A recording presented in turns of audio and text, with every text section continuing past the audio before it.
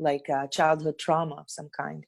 You're never going to get to a relationship of love and acceptance and trust if you don't address it.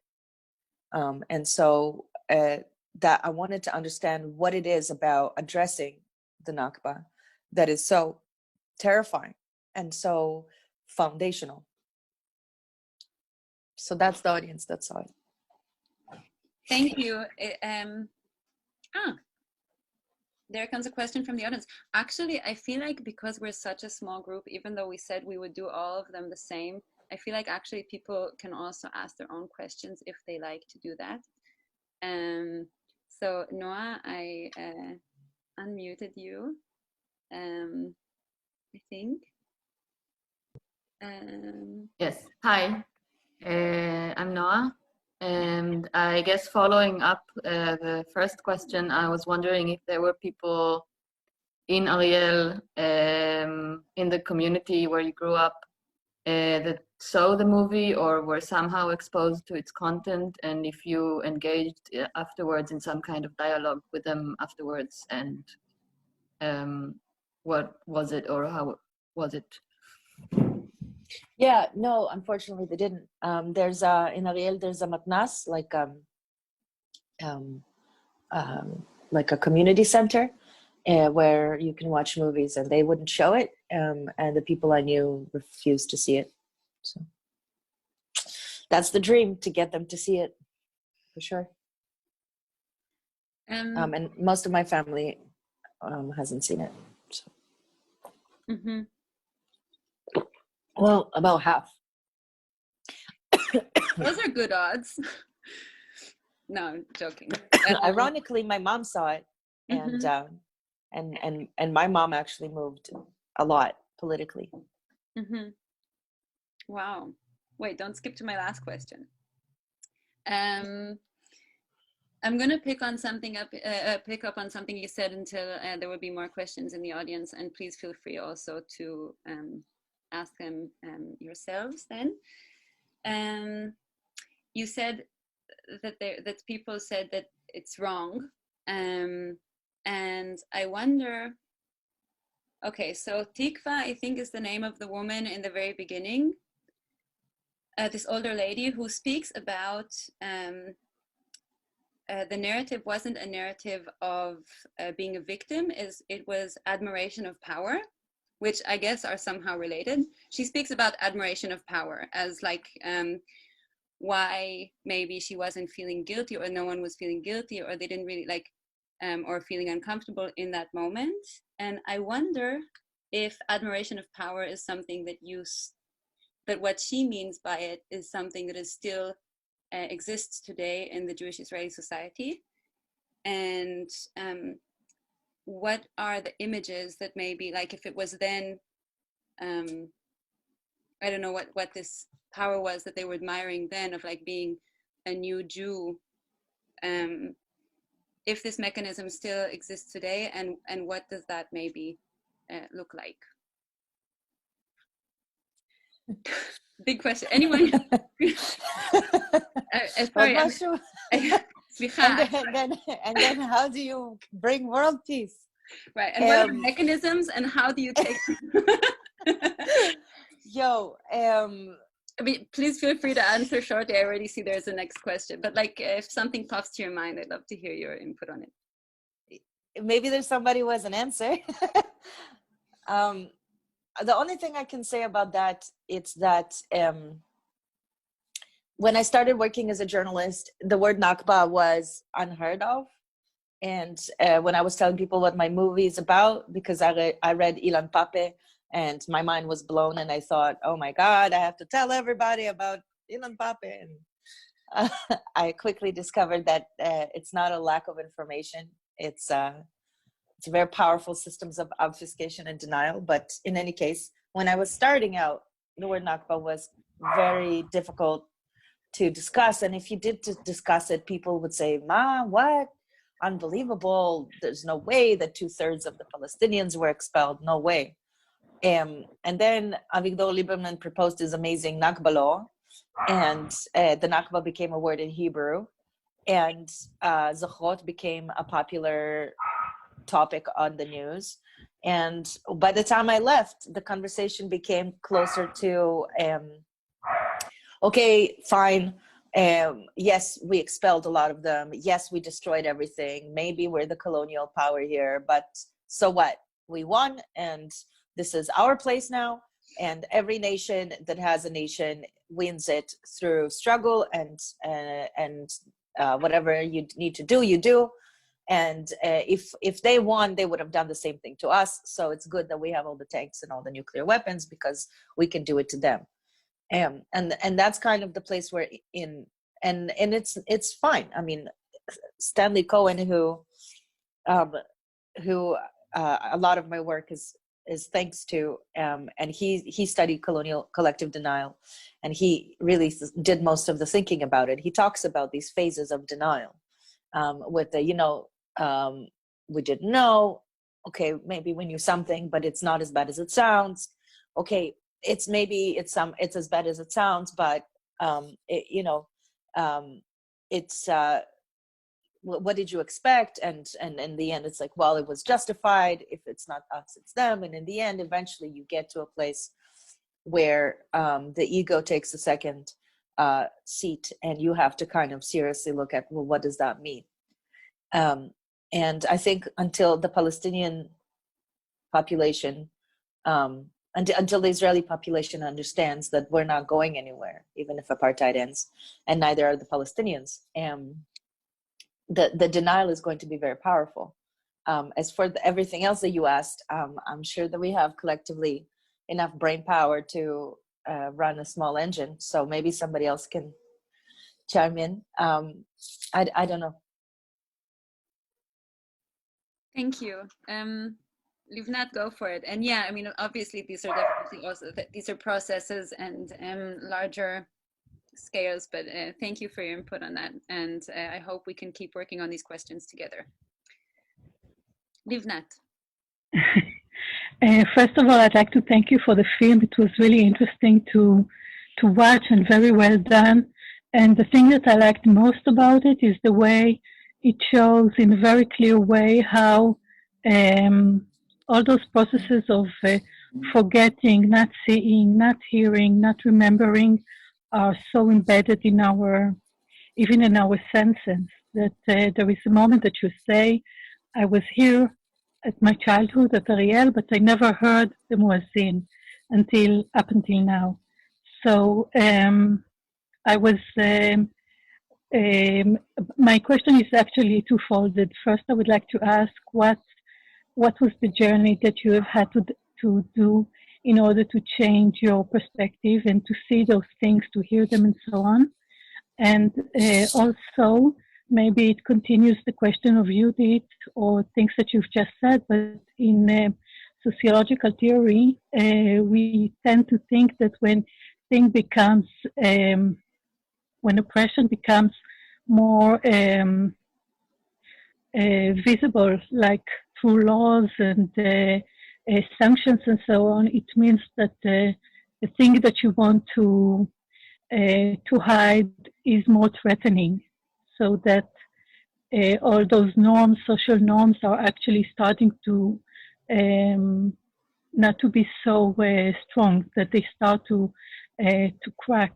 And I wanted to ask if it was something that you think that maybe the Nakba law is actually a kind of a reflection to Zionism being under threat, actually, and not being enforced. Yeah. Again, guys are killing me. Is everybody here Israeli? Like, are we all speaking Hebrew here? Yes? Christopher is saying yes. No. No? Okay. Because I'm hearing everybody with the Hebrew accent, and I'm like, Tov, what are we doing? What are we doing? Yeah. But was my question clear despite the accent? Ken. Yes. No, Okay. if not, it's very clear. If you feel like answering it in Hebrew, by the way, we can do live translation. I mean, we're really not a lot of people, so it's fine. Like whatever you feel. No, it's okay. It's okay. And you're streaming on Facebook. But it's no Thanks problem. I just thought Sorry? Thanks for reminding me. Yeah, I just thought, if we're in a room full of Israelis, it's very funny. Sure. But Livna, for me, your questions, like I just started the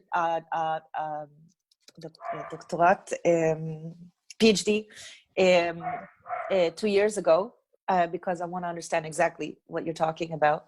I'm in the media studies department, and it's why I'm in Canada. And the question I wanted to ask was, when you take locative media, so media that's specific to a location, such as augmented reality, for example, which is the media that I'm studying, which is when you, it's like when you use your phone in a particular place to project a 3D image.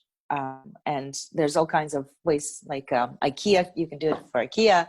You can do it as like a Instagram filter. There's all kinds of ways that it comes into our lives, but I want to use it for the Nakba. So for media that is location specific, if you use it, for example, to show what could be in this landscape, can that on its own, can that undermine assumptions about the landscape? So for me, like the most powerful part of making the film that you guys watched was that scene where I take a satellite image of Brer, and I found in the 1947 image of Brer. And thanks to this film, I ended up going to a bunch of archives, and one of the great archives in Washington, D.C. had an enormous amount of footage, black and white footage of the British filmed, and some of that is in the film. And I'm seeing in the villages that are not there, because in all these places that I go to vacation, and I'm like literally seeing the villages was an enormously undermining process. And I remember, when I pulled out that aerial photograph from the British archives of Brer, and you see the outline of the village, and then there's the satellite, the Google Maps image on top, and it's, you see the outline of the village, and the village is gone. For me, that was a devastating moment. And at that point, I had already read all the books, and well, not all the books, but I read a bunch of books, and I interviewed Ilan, and I interviewed Ilan Pape, and I interviewed Avi Schleim and Norma Salcha, and all of these great historians of the Nakba, and they gave me all the statistics and all the facts, and it was seeing that was really, it really destroyed a piece of the foundation. And as you said, Livna, like it's a crack in the wall. And so I wanted to know, well, what was it about that was so powerful? And so I'm trying to do the same thing, but on location. So you don't have to be sitting watching a whole documentary to get to a moment like that. But what I learned touring the film is, I met all these people from all over the world, and they, all of them, somehow got to the film. And it's not a kind of film that you just, what should we do on a Friday night? Let's go watch a depressing documentary about ethnic cleansing. Like it's not something you just end up on. And the people I met, I would ask them, like, how did you get to the point of watching this? And whether it's critical or not, there was a lot of people that watched the film that were vehemently opposed to it, but they got in the room and asked them, how are you here? And every person told me a story about something that happened to them in their life.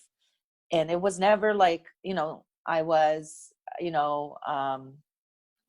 Gravi in the army, and I was so ready to go and kill, and then somebody set me down and they said, man, here's all the statistics. And then I understood the statistics, and poof, I changed my mind. It was never the books, it was never the analysis. Like the analysis and the books and the statistics are obviously invaluable, but they are the answer. But first you have to ask the question, and we're terrified of asking the question. And most of the violent scenes that I've ended up filming as a journalist of people violently rejecting it, what they're rejecting is the asking of the question. And for me, asking the question, like, you don't even realize that you have to ask a question, because when you grow up in Israel, before you even realize it, you end up with this box of slogans and this box of answers that are kind of like, you know, mix and match. Like, okay, if they ask you about Nakba, you say that the JNF bought all the land, and if they ask you about ethnic cleansing, you say, well, the Arab leaders told them to leave. And if they ask you about the occupation, then you say, well, terrorism. And so you have all of these slogans mix and match. But when I went to undergrad in Canada, and for the first time in my life met a Palestinian, I realized that the slogans don't match. It doesn't, if you like lay down all the things in a row, none of it makes any sense. Like even if you believe in it, it just doesn't make any sense. And for me, it was meeting a Palestinian person for the first time. That person treating me like a human being. I told the story a bunch of times, so I'm not even sure if it's in the film or not at this point, but I was in university. I was standing in the student union building at somewhere, and this guy comes up to me and he asks for directions, and I give him directions, and he goes, voila, you know, you have an accent, where are you from? And I say, I'm from Israel. And he says, oh, I'm from Palestine. You know, it's October. Don't you miss the olive harvest season? It would be so amazing if we could go back home right now and harvest. Anyway, I got to run by. And he runs away. And I remember standing there and I was shaking to the core. And I was almost in flashes. I was so completely emotionally turned on in terms of rage and fear and confusion. And it, like, this guy is a Palestinian and he knows that I'm Israeli, and he didn't try to kill me. And that doesn't make any sense, because of course he's Palestinian, and the only thing Palestinians think about when they wake up in the morning and before they go to sleep is how to kill Israelis, and they don't have anything else, right? So if you really start to think about it, it doesn't make any sense.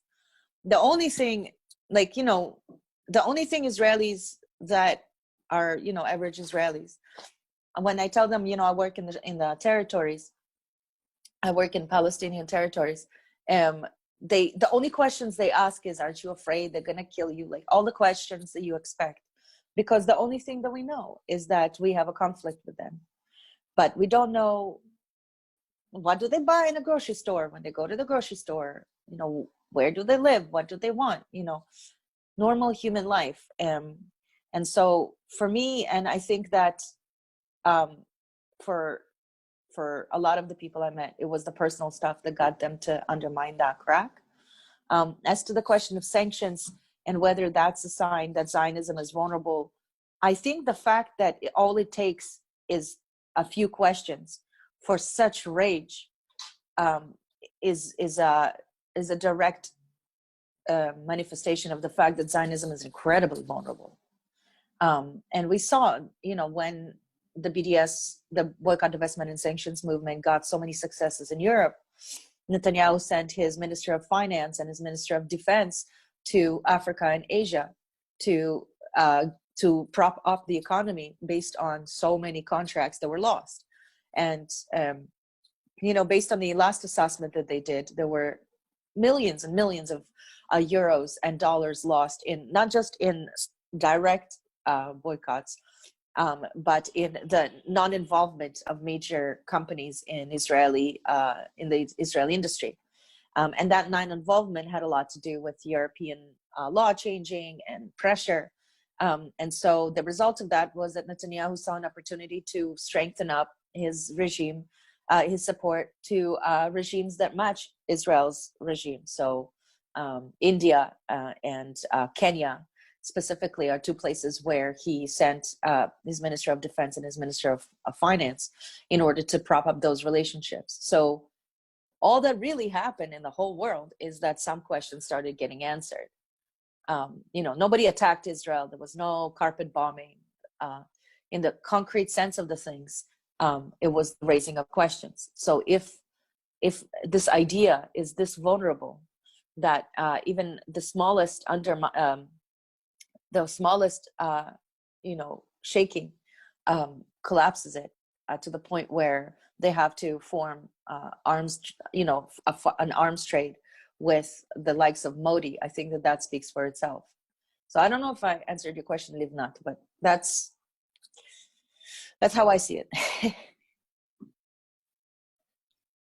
Thank you. Wow, so many new topics are opening. And because I don't see any questions from the audience in the chat yet, I might take the opportunity to ask a question about hegemony. I don't know how to say that in English. I know how to say it in German and in Hebrew. Hegemonialis. I think you're thinking of hegemony. Yes. So can you speak, Gramsci? Like power? I wonder if you could speak about why power, or where you see in the different, because you don't, I mean, today you live in a whole new space, so it would also be interesting to hear. And I was very touched, by the way, by the short film Ocean, because sometimes I think it's for many of us hard to contain the many worlds in which we live in, that all happen at the same time, especially now where we're like connected virtually, but also in very different realities as well, on top of like everything else that was anyway there. So yeah, I'm wondering, where do you observe sorry, power being something, or hegemony being something invisible to those who actually belong politically? If you don't mind saying something about that, in the different spaces in which you've moved, I mean, and also the different political friendships which you see or have named some. You have something on the easier side. Yes. This is so penetrating. Sorry, Lia. I was really excited. I was waiting for you. I was like, you know what? I'm going to put all of these dense, horrible, esoteric, philosophical PhD texts to do this lovely conversation, and you're drilling my mind. I love it. I love it. So I'm born in Soviet Union. Soviet Union, we didn't have blindness to the hegemony of power. It was very naked, abstract. Mufshat, abstract. Yeah, like Khasuf. Yeah, it was very exposed. Exposed. It was very exposed. And you were very aware of your place in the order of things as a Jew. It was very clear. And who's in power was very clear. Oh, thank you, visible. And how the power works was very clear. Even though there was so many black market kind of, invisible economies and manifestations of power, it was all clear. It was all visible. Everybody knew that as a Jew, you had to bribe the teacher and the butcher, and if you weren't a Jew, maybe you could pay less, and this is how much is expected. And like, it was very, very clear. And when you go from that to Israel, at the very least in the first years, it was a huge shock, because you re-enter a new structure, and at least in those days, there was a very strict cultural hierarchy with like Ashkenazim and Mizrahim and Rusim and Ethiopian, and everybody in their own kind of hierarchy. It's a lot more, I think, mixed now, and I think that today a lot of that invisibility is wrapped up in a narrative of victimhood. Coming to Canada was the most kind of educational in these processes of obfuscation of hegemony and power, because Canada, of course, just like Israel, is a settler colonial society. It was both of them colonized by Britain for a time. Here, obviously, a lot longer. the big difference is the indigenous population in Canada is less than 5%. Palestinians in Israel and the Palestinian Jews are half the population. So it's a very big difference in terms of just strength in numbers. But when I first came here, the word indigenous wasn't part of the lexicon. Now that there's this like reawakening and renaissance of, the fourth world, as they say, and indigenous activism again in a very, very powerful way, and a lot of media and a lot of things are happening. And then the Truth and Reconciliation Commission was formed, and it came out with its report that showed that there is ongoing colonialism in every aspect of society. It's still invisible. It's still missing. It's still not part of the conversation. And I think about that all the time, because in Israel, as we said, Nakba has become a word in Hebrew. There's a lot less denial in terms of what actually happened. I'm not saying that they're teaching it in schools, but they're not. It's not as invisible anymore, and it's very readily available. And all you really have to do is peel a very, very thin layer to see all of it. And yet it's missing. It's not there. I did this short little video called "Questions with Israelis" about street questions with Israelis about 1948, and I speak to all these different Israelis in Beersheba and Tel Aviv and Jerusalem, and you don't see their faces. I just showed the landscape, and they say things like, I asked them very, very basic questions like, what happened in 1948? Why are they fighting us? Very basic questions. And they say things like, it's so important to know history. It's so important to know where you come from. If you don't know where you're coming from, you don't know where you're going. Like the same kind of slogans we hear all the time from our teachers about why it's so important to know the history. But in the Israeli national collective identity, if there is such a thing, the Palestinians don't factor in. They factor in as an amorphous threat, but they don't factor in as part of the collective consciousness. And I remember when I first went back to Israel after living in Canada for a few years, and I had already kind of became very politicized, and I went back to Ariel, and I wanted to go to that intersection in front of Ariel, where I remember there was a Palestinian grocer who sold the agricultural products of the Palestinians in the neighborhood. So like in Salfit and Haris and Kif al-Haris and all these villages. And I remember his grocery store is right outside of Ariel, and everyone comes from Ariel to shop there because it's very cheap. And I remember, you take the road, Highway 5, to that circle, and then Ali's store is on the right, and then you turn, and then there's Ariel. And what else is there? It was like, until I got there, I realized I just had this black hole in my memory of this whole landscape. I didn't know that, for example, it was such a void that when you get to the circle, it never occurred to me that there's a circle because there's a number of roads feeding into it. In my imagination, in my memory, in my constructed conscious understanding of Ariel, it was a circle, and then there's Ariel, and there's nothing else. And why would there be a circle if there's only one road? It doesn't make any sense. And then when you go in the circle and you go to Kif al-Haris, all of these things, they start to fill in the void.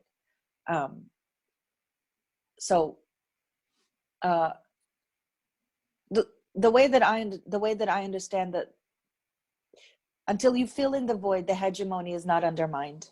The hegemony is propped up by the lack of facing. Once you are forced to face, the hegemony cracks, because just the very existence of another thing, whether it's a person or an idea or a statistic, just the very existence of it undermines the hegemony, because the hegemony depends on its totality. And the other thing I would say is, Antonio Gramsci, who came up with this idea of cultural hegemony. What was the most fascinating in his writings, which he had little pieces of writing smuggled from prison when he was imprisoned by the fascists. And together they make up the prison notebooks, and in there he writes his ideas about cultural hegemony. It's never from the top down. It's even then, even during fascism, it wasn't that, you know, Mussolini would come and he would say, and now this is what you believe, and now is how the media is going to look, and this is what you're going to make movies about. It was from the bottom and the top, and from the sides. It was from everywhere. The hegemony has to be constructed in every aspect of society. It has to be constructed in the street names and in the way the windows are formed. You know, like if you look outside of Jerusalem, they have sections of the apartheid wall that are beautified, so that the settlers that live there don't have to look at concrete. It's in the what's missing from the landscape and what is in the landscape. It has to be in all of these ways, and that's how you construct kind of misdirection. Here's where you look and here's where you don't look. And I think that for me, the thing that really undermined a lot of my sense of rage and indignation and, you know, anger that fueled a lot of my filmmaking in the first few years, when I realized that, oh my God, they lied to me, I can't believe it. Ariel is a settlement, and the settlement is a colonial project, and I was part of this horrible thing. You know, when you're young, you feel so much rage and indignation at them. But what was really devastating is to realize that they did it because they were part of it. And the generations that built this country didn't save the landscape, the Palestinian landscape, because they didn't see it. When you look in the minutes of the discussions of the JNF, the Jewish National Fund, in the early years, when you look at the minutes of the discussions of the leadership committees in the first years, I know Ilan Pape sees it as like a very meticulous men sitting together, planning out how to erase and destroy. But when you read those minutes, what I see is a bunch of people who have inherited a colonial hegemonic power dynamic that makes them blind to the fact that they are part of a colonial regime. And all of their decisions are enacted from that hegemonic blindness. And so even though I don't necessarily believe that the big change in Israel-Palestine would come from waking up Israelis, I do think that Israelis are not going anywhere. And we need to undermine that hegemony if we're going to get to a place where we can actually live together. So I know that's a whole lot of words to get away from answering your question, but some of the words in there were on topic. I just thank you. No, that was very inspiring, actually. And I'm not allowed to ask any more questions because we only have about 15 minutes left, or 10 to 15 minutes. And I'm happy to invite Daphna to ask her question out loud. And then we have a question from Norma, and then maybe one more question, and we'll start wrapping it up. So Daphna, you can unmute yourself. Okay, hi.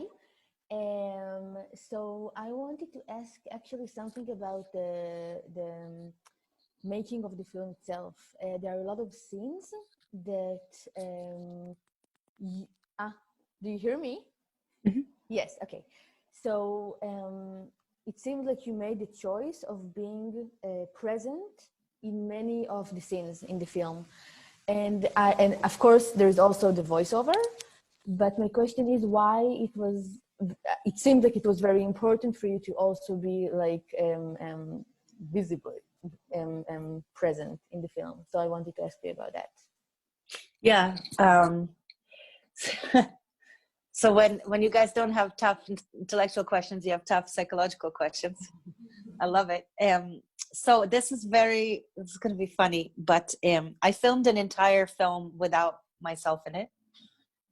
I never saw myself in this film, and I wanted to make a film with, Ilan Pape and Norma Salha and Avi Lewis and Palestinians, and get to the point and make a documentary.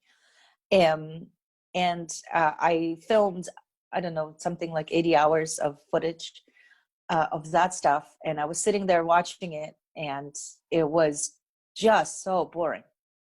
And I hired an editor, and she dug in it forever. And what we made out of it was correct intellectually, but besides the fact that it was a bunch of talking heads and tragic scenes, it didn't have anything to say. Like, it didn't feel to me like it was telling the truth. For me, the truth came from Tikva and Amnon. For me, like, when I was there to film Amnon giving his testimony in Zohot, that's really when the truth started to come. And I realized that I would not be able to tell this. I have no right to tell the story without intertwining the denial of the present and the denial of the occupation, not just the denial of the Nakba. And if I was asking these people to put their lives on the line, I should put my life on it. And the other thing was just that everything she was saying, I could see a parallel with something I lived. And so the editor said, well, there's a couple of scenes in the footage where you are on camera. So she pulled out every little piece of scrap that here and there that I appear on camera, and I ended up being the character of the film, which is definitely not what you want. But I understand the power of it, and I understand the function of it, and so that's kind of why I ended up being in the film. And then we ended up going on purpose and filming. And that was so funny. When one of the trips we made back to Ariel, I was there with a friend of mine who, we said, okay, we'll have a camera person and he will ask me questions. And because I filmed the rest of the film. So I was like, I'll give the camera to this person, they'll film me and you ask me questions. And that will be kind of like the interview to structure the film. And it ended up being just the most contrived, like, staged feeling thing. When I ended up being on camera because I was filming something else and there was a moment I was on camera, that was to me a lot more powerful and ended up being a lot more true than that, me sitting in front of the landscape and explaining how I feel about things. It feels very fake. So it was a very convoluted process. I didn't know when I went into it, I thought if I just explain all this stuff and I show it to all the Israelis, then they'll all wake up and they'll be like, oh my God, we didn't know. And I realized that if you don't address the denial, because the film is really about denial, then everything I have to say is meaningless, and everything Ilan has to say is meaningless, and Avi Lewis and so on, so Avi Stein. So that's why I'm in the film. As convoluted as that answer was the process was 10 times more convoluted. And that's why it took me such a long time to make it. But if you are making a film or you're thinking of making a film, yeah? No? Okay. I was going to say, I would say don't do what I did. But I don't know if there's any other filmmakers in the room. But I later learned that the first film is often a meandering road. So I ended up being on it because I was on that journey myself. Thank you. So Norma asked me to read the question out loud. And I hope if we don't understand it, Norma, you can jump in. Do you think that this massive collection from all over the world using religion and colonial occupying Palestine just 72 years ago on Palestine and creating a state by force will ever be transformed to normal country, even if it recognizes the ethnic cleansing? So if I understand correctly, Norma is asking whether I think that apartheid would end. That's how I understood it as well. Or like, what, like, could it be possible? Maybe. I think it is inevitable that change, foundational change, will take place. Whether it is the cementing of an apartheid regime or its destruction a question that remains to be answered, and I think it could go either way. But I think that right now, the like impermanency of the Oslo process that was supposed to finish and didn't, and left behind this enormous question mark that are we, aren't we, are we, aren't we, are we, aren't we, that we have been in since 1993. I think that is very fragile, and I don't think it's sustainable. And I think that the current government has made clear its version of a permanent solution, which is annexation and a creation of Bantustans and the choking of the Palestinian economy into a bunch of little islands. So that is very likely to be the permanent solution. However, of what I've learned in Palestine, even with the PA, the Palestinian Authority, and even with neoliberalism, and even with the creation of a debt economy in the West Bank, there is a fundamental drive, a multi-generational drive for justice and peace that is very alive and well in Palestine. And even in Israel, when we go through periods where there's a major peace movement and there isn't a peace movement, and there's a major peace movement, there isn't a peace movement. In Palestine, it's strong and steady, and I just cannot imagine Palestinians agreeing to live permanently in Bantustans. And I think that the Israeli government knows that. And so I think that is the main reason why they've taken such a long time to do it slowly, so that over 30 years, suddenly you wake up and you live in Bantustans, while we are all still talking about the peace agreement. So I don't know. I'm not a very, I really believe that optimism and hope are two different things. I'm not optimistic because I've seen the last 72 years, and there's a kind of logical conclusion that kind of pops to mind in terms of like, well, every decade was objectively worse than the decade before, so it's probably not going to get magically better. However, I hope and optimism to me are two different things. I think about hope as an action, as a verb, and I think that we don't have the privilege to not keep fighting for justice and peace. And I feel that there's a mountain of evidence that when we do fight, we can create incredible things. And I think that for sure, fighting for those things is going to be a part of the process. My hope is that we will succeed to destroy apartheid and create a country where we can live together, or maybe even not a country, maybe not non-nationalist, anarcho, I don't know, utopian series of communes where everyone abandons patriarchy and misogyny for equality. I don't know, but we have to keep fighting for it. I saw that somebody disagreed with me, and I was really excited by that. I'm not sure if that's what happened, but Christoph said something. I don't have a question, but I saw the movie on this morning. I was very moved and impressed, and I could relate very much with it, having also been struck by the discovery of the Nakba some years later on. Thanks.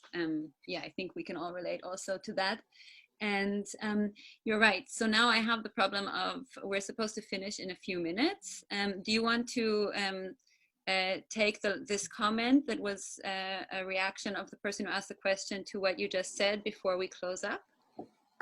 Yes. So Norma, but you are talking about 30 years ago. What about the other 42? Does this colonial creation has the right to stay there or not? So I just wanted to clarify, I'm not talking about just the end of, or just since Oslo, I'm talking about the entire regime.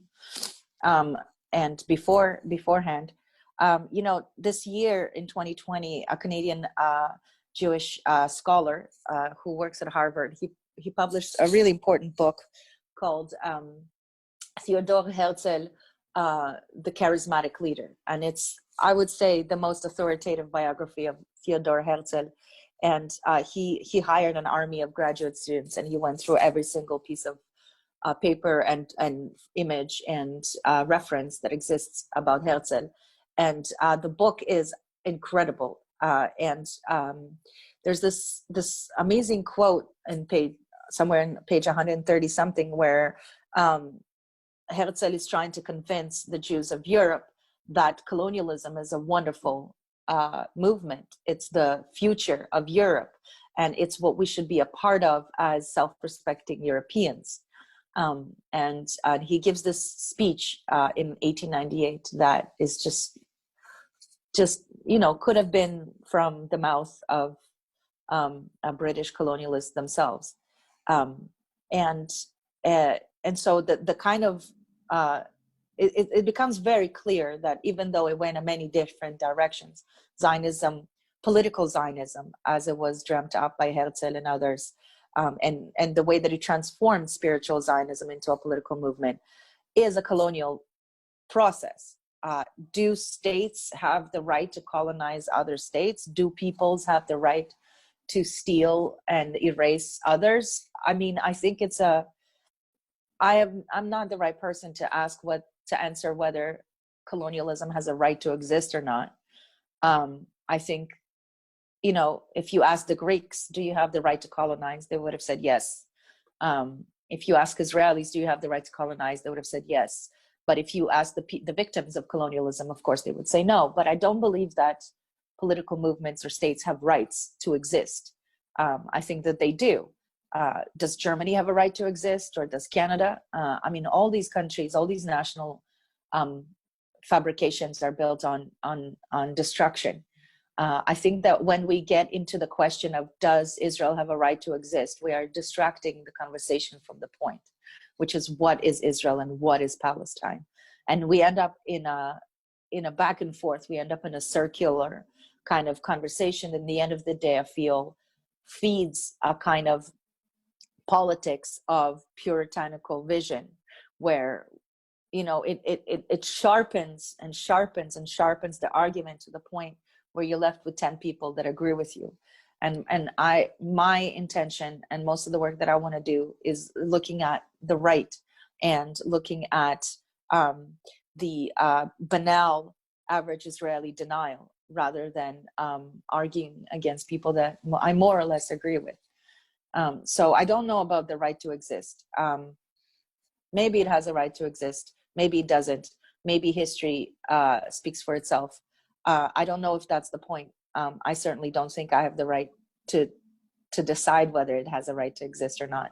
I certainly agree that for more than a century, it has wreaked havoc in the Middle East.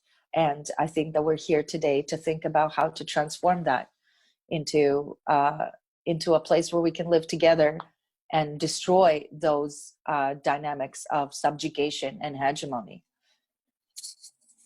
Thank you so much, Lia.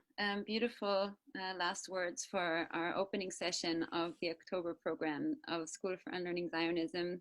I feel like we are blessed with the tools that you have given us to use, and I welcome everyone also to look Lia up and look at her other work. And I think you said something at some point about like, where does our work lay in convincing who, where? And I think you are a wonderful example of a very good way of using the speaking position we have to the extent that we have it. And thank you also for giving that to us to make useful in the many circles in which we try to speak and do this work as well. Thank you guys very much. If you want to see the other films that we make, we currently have a bunch of films in production, but they're in different places. You can email me through narrativeproductions.com, or you can just bug me on Facebook or wherever you find me. It's really, really nice to make the connection, and I'm really excited to join, to listen in the months to come for the rest of the events. Thank you. I'm going to post that link in the chat. And thank you everyone for joining tonight, and I hope we have a fruitful month together. And after the month is finished, we keep going. Take care wherever you are, and see you soon. Thank you. Yalla, bye. Bye.